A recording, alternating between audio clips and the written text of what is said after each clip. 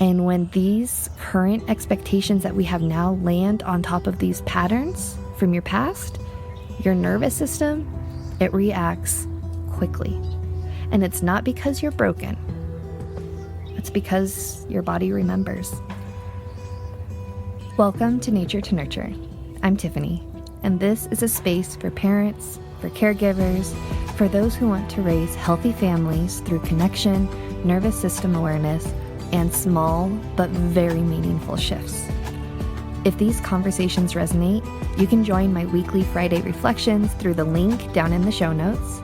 This is just a gentle pause that you can carry with you into the weekend. Let's begin. When I start feeling off, it doesn't show up quietly.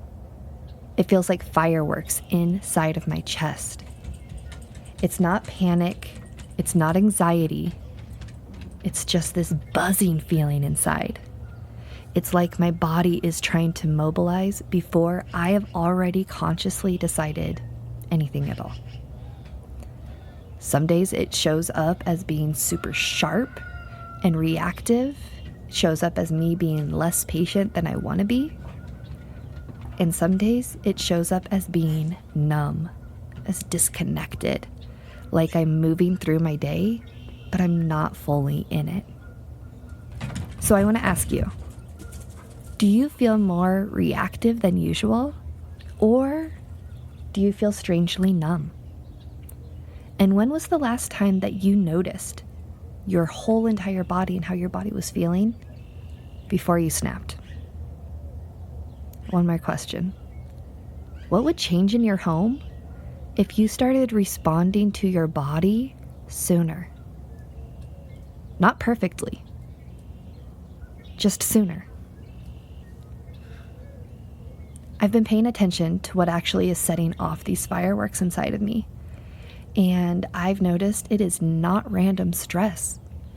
It is outside expectations, especially the expectations that I need to respond perfectly. These might not be expectations that others are trying to put on to me. I want to clarify that, but these are expectations that I am feeling deeply inside.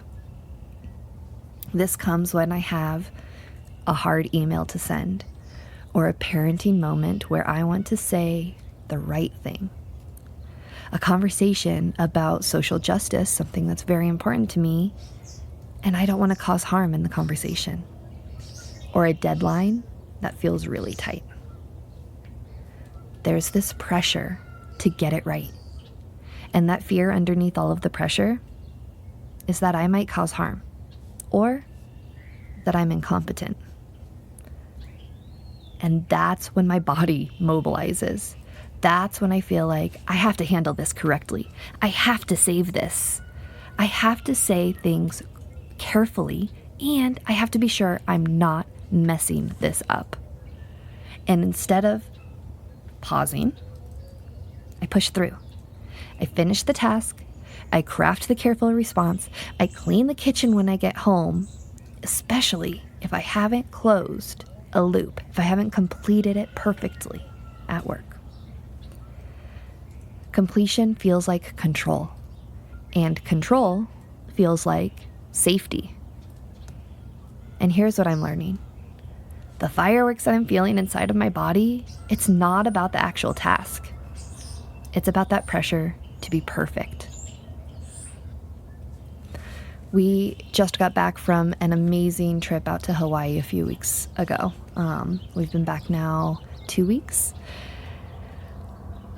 And it was amazing, and it had some trials with it as well. We had long flights, of course, 3 separate flights to get over there.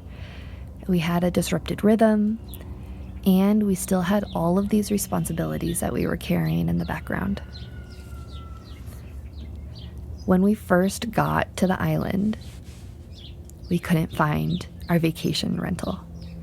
The address was not pulling up correctly, and there was this tension in between all of us. We'd been traveling. Number one, we wanted to just relax and be in the condo, and we couldn't figure out where we were going. It was frustrating, to say the least.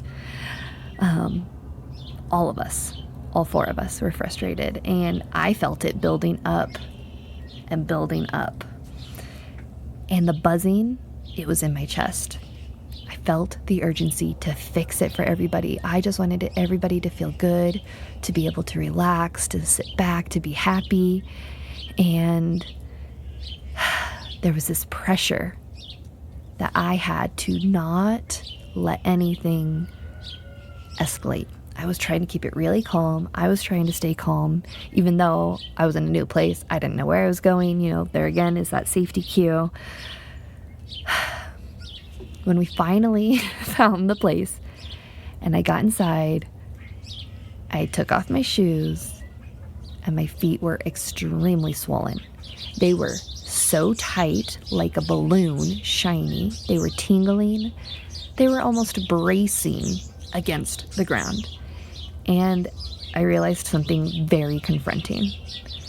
My body had been mobilizing, had been moving, had been holding me up long before that moment.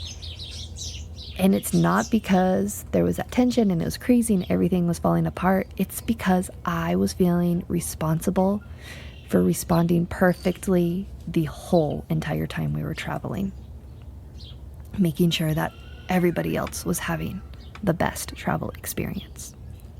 You see, I knew that my feet were swelling when we first started the flights, but I didn't take off my shoes because I didn't want to see it. I overrid the whispers that my body was giving me to pay attention and to care for myself. Parents today carry something subtle but very heavy. You see, we're not just parenting. We're parenting while being trauma aware, nervous system aware. We're trying to break cycles. We're trying to not use adultism. We're trying to not repeat what hurt us. We're trying to be more emotionally intelligent and to not cause harm. And that awareness, it's beautiful. And it can quietly turn into, I need to respond perfectly. And nervous systems, they don't relax under that perfection pressure. They mobilize. When the fear underneath it is, I might hurt someone, I might expose what I don't know. Your body doesn't see that as small, little things. It sees it as a huge threat, and so it gears up. And when we stay mobilized long enough, that's when we internally snap, or we shut down.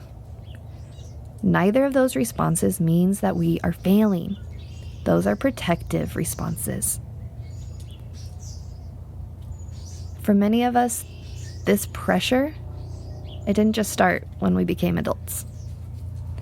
Maybe when you were young, you learned that being competent, doing good enough, kept you safe.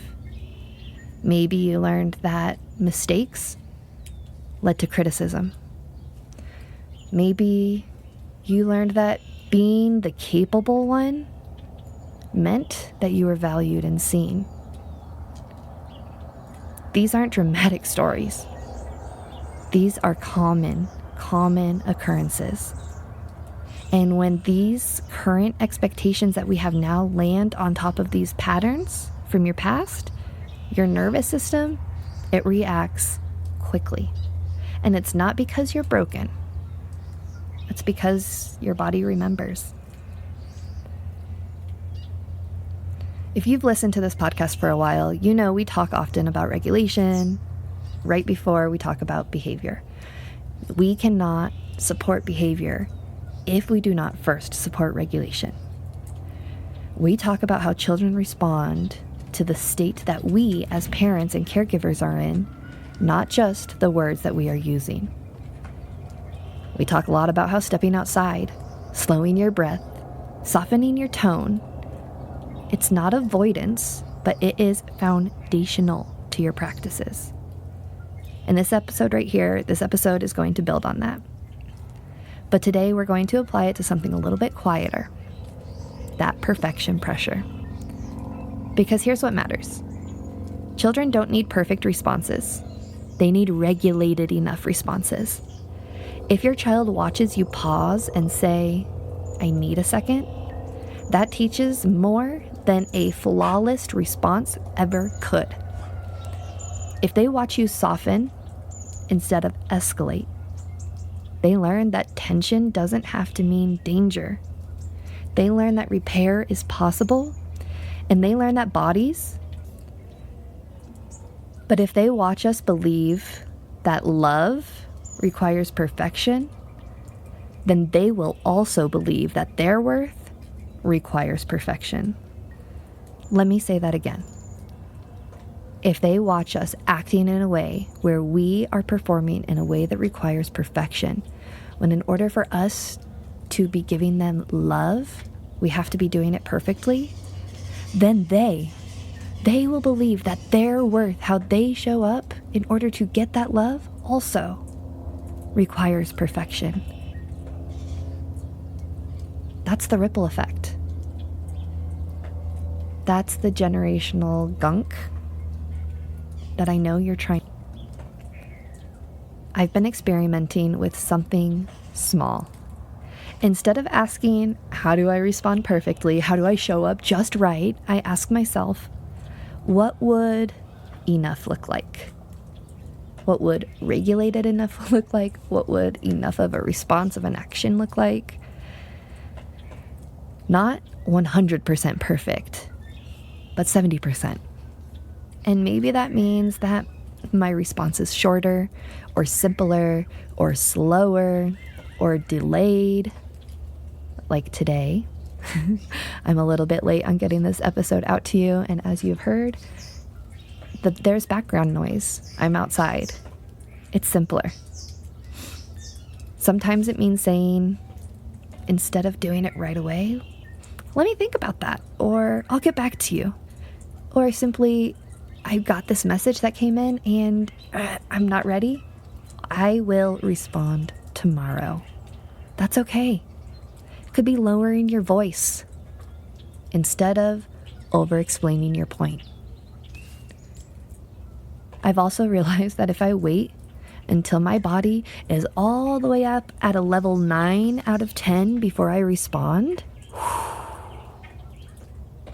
it's not good. And I want to ask you, what would it look like to respond instead at a level 4? Before the fireworks are loud, before there's the edge in my voice, before my kids feel the shift, I can respond. I want you guys to try something now, something gentle.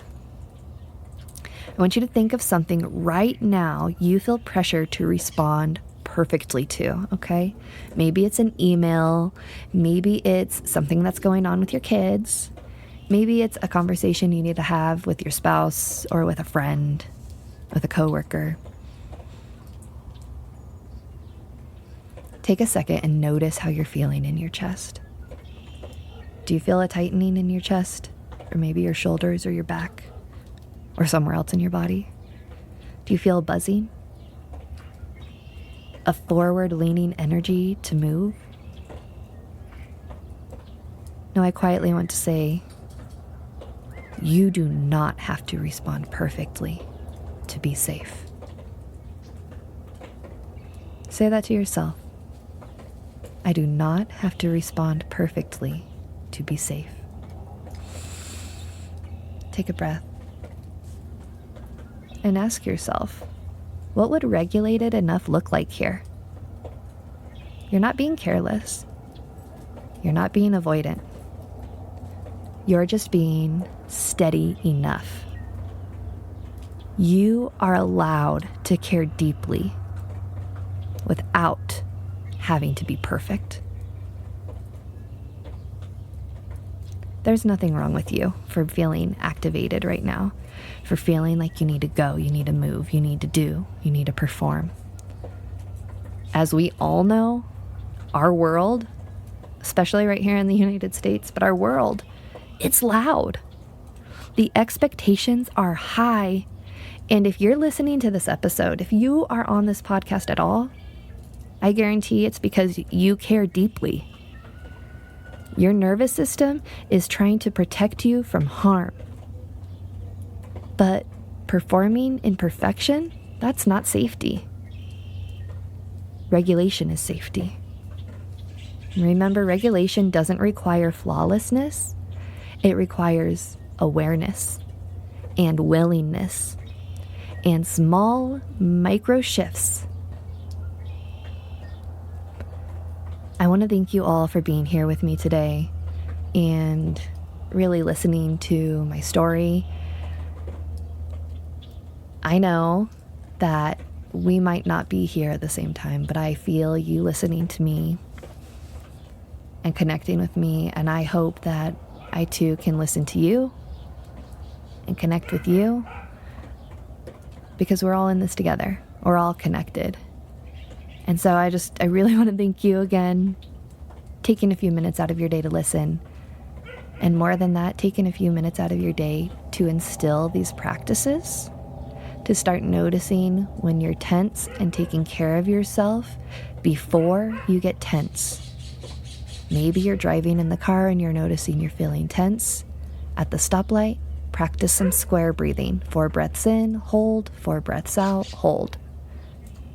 Maybe you're writing an email and you start to feel some bubbles in your tummy.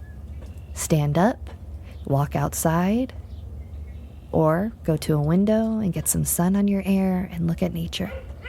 These little shifts, they're going to support you.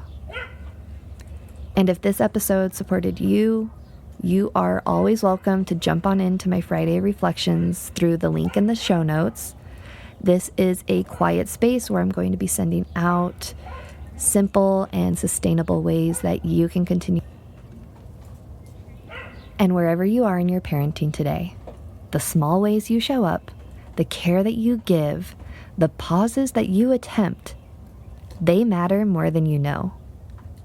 The way that you care counts.